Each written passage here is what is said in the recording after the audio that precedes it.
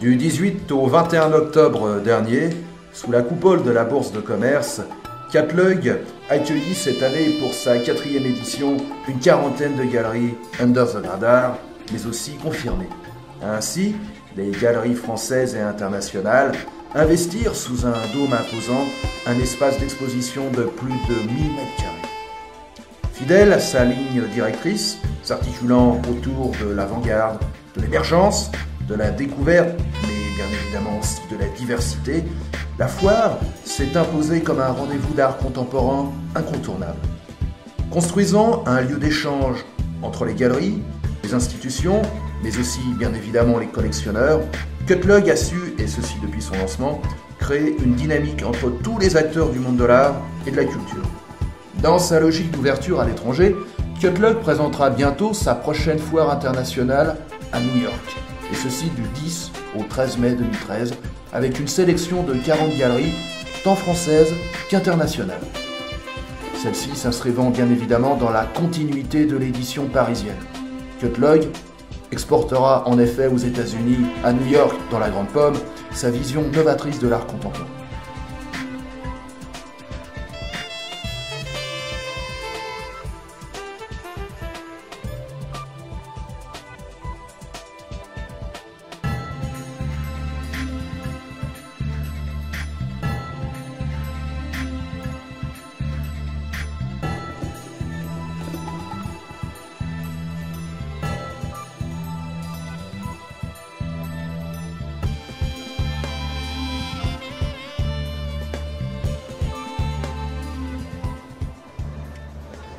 Angelina Medori, merci de nous accorder quelques instants. Alors cette année, Arte a de nouveau confirmé son soutien à Catalogue pour l'édition 2012.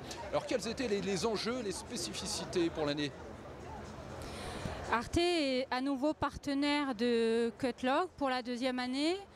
Donc l'idée de ce partenariat, c'est une fois de plus d'organiser un prix Arte qui a été initié il y a 4 ans.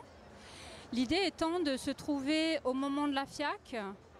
Et cette semaine forte en phare, en focus sur l'art contemporain à Paris qui amène beaucoup de monde du monde entier. Et de se trouver, pas à la FIAC, mais plutôt d'aller se balader sur les off pour voir et découvrir des artistes qui ne sont pas forcément ceux qui se trouvent au devant de la scène. Donc pour organiser une 4e édition du prix Arte avec Catalogue. Un prix donné à un lauréat d'art contemporain pour son talent, pour son avant-gardisme, pour son originalité et tout ça dans l'esprit de la chaîne également, c'est-à-dire qui partage avec Arte les mêmes valeurs qui sont des valeurs d'exigence, de respect, d'éthique. Alors je ne sais pas si j'ai abusé du champagne, mais sauf erreur de ma part, cette année il y a 2 lauréats. Je me trompe? Non, c'est un peu exceptionnel. Normalement, le prix Arte récompense un lauréat. Mais le jury, cette année, a beaucoup et longuement débattu. Et au final de cette délibération, 2 artistes se trouvaient un petit peu ex aequo. C'était difficile de trancher pour l'un ou pour l'autre. Donc l'artiste qui a reçu le prix, c'est donc Oliver Brack, qui est l'artiste qui a réalisé ces choses-là. Un jeune artiste d'une 30aine d'années anglais. Et on a eu aussi un coup de cœur pour une jeune artiste française qui est représentée par une galerie de Berlin, mais une galerie française qui s'appelle Clémence de la Tour.